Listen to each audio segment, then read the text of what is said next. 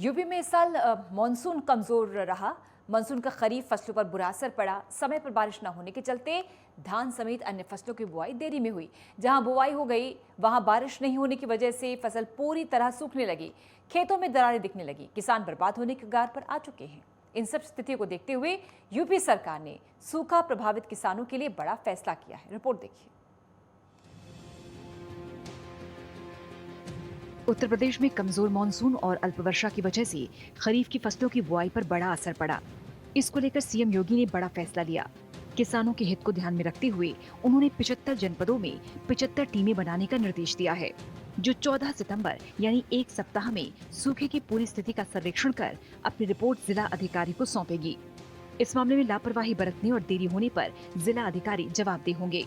CM योगी के निर्देश के मुताबिक सभी 75 जिलों में मुख्य राजस्व अधिकारी और अतिरिक्त जिलाधिकारी राजस्व की अध्यक्षता में एक समिति बनाई जाएगी। इस समिति में कृषि विभाग, उद्यान विभाग और गन्ना विभाग के एक अधिकारी सदस्य के तौर पर शामिल रहेंगे। मौसम विभाग के मुताबिक प्रदेश के 62 जिलों में औसत से कम बारिश हुई है। अन्नदाता किसानों को कोई समस्या न हो, इसको देखते हुए योगी सरकार ने प्रभावित जिलों में भू राजस्व की वसूली और ट्यूबवेल के बिजली बिल की वसूली को स्थगित कर दिया। साथ ही ट्यूबवेल कनेक्शन भी नहीं काटने का आदेश दिया। यही नहीं, प्रदेश सरकार किसानों को दलहन, तिलहन और सब्जी के बीज भी उपलब्ध कराएगी। किसानों को खेतों की सिंचाई में कोई समस्या न हो, इसके लिए सरकार की ओर से सिंचाई विभाग को नहरों में पानी की उपलब्धता सुनिश्चित कराने का आदेश दिया गया है। वहीं ऊर्जा विभाग को ग्रामीण क्षेत्र में बिजली आपूर्ति बढ़ाए जाने के लिए कहा है, जिससे प्रभावित किसानों को राहत मिल सके। लोक भवन में प्रेस कॉन्फ्रेंस कर कृषि शिक्षा मंत्री और अनुसंधान मंत्री सूर्य प्रताप शाही ने कहा कि भारत सरकार की महत्वाकांक्षी योजना पीएम किसान सम्मान निधि की 12वीं किश्त शीघ्र ही अवमुक्त होनी है। देश में कुल 96,459 राजस्व ग्रामों में सत्यापन का कार्य किया जाना है। इनमें से 80,005 गाँव में सत्यापन कार्य पूर्ण किया गया। शेष गाँव में सत्यापन कार्य जल्द ही पूरा कर लिया जाएगा। अब तक 1,71,00,000 किसानों का सत्यापन किया जा चुका है। फसलों से होने वाली क्षति को कम किए जाने के लिए 2022-23 से लेकर के 2026-27 तक के लिए आज मंत्रिपरिषद ने एक योजना की स्वीकृति दी है।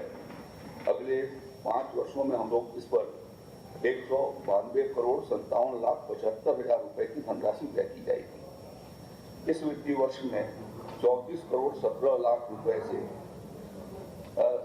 का किसानों को इसमें लाभ दिया जाएगा। दूसरा, खरपतवार कीट रोग नियंत्रण के लिए एकीकृत नाशी जीव प्रबंधन के लिए इसमें बीज शोधन के रसायन भी उनको उपलब्ध करवाए जाएंगे। लघु सीमांत कृषकों को खरपतवार कीट रोग के नियंत्रण हेतु 50% अनुदान देने की योजना प्रस्तावित है। 22-23 में 1,95,000 हेक्टेयर क्षेत्रफल में अनुदान दिया जाएगा, जिसमें किसानों को आगे आने वाली फसलों के लिए जो कीटनाशक की आवश्यकता होगी और उससे सुलभ कराए जाएंगे। कृषकों को प्लांट प्रोटेक्शन की दृष्टि से foot sprayer, knapsack sprayer, power sprayer आदि कृषि रक्षा यंत्रों पर 50% का अनुदान दिया जाएगा। जो मानव चालित हैं उनके ऊपर 3,000 रुपए की सीमा में 1,500 रुपए का अनुदान प्राप्त होगा और जो पावर से संचालित हैं उस पर 6,000 पर 50% की सब्सिडी यानी 3,000 रुपए पर उपलब्ध होगा। फसलों के सुरक्षा रखे जाने के लिए 2, 3, 5 क्विंटल की बखारी भी 50% अनुदान पर किसानों को उपलब्ध कराई जाएगी और इससे 10,000 किसानों को इसका लाभ प्राप्त होगा। आईपीएम प्रयोगशाला का सुदृढ़ीकरण और कीट रोग के प्रयोग। बता दें कि किसानों की स्थिति को देखते हुए पिछले कुछ दिनों से यूपी सरकार एक्शन मोड में है। कैबिनेट की बैठक में सरकार ने विभिन्न पारिस्थितिकीय संस्थानों द्वारा खेत में खड़ी फसल तैयार उपज के सुरक्षित भंडारण के लिए अगले 5 सालों तक 192,57,75,000 रुपए की धनराशि खर्च करने का फैसला किया। साथ ही बता दें कि सिंचाई विभाग के लिए नहरों में पानी की उपलब्धता सुनिश्चित करने का आदेश दिया गया है। बिजली विभाग को भी बिजली की आपूर्ति बढ़ाने का आदेश दिया, ताकि प्रभावित किसानों के सामने सिंचाई को लेकर कोई समस्या न आए।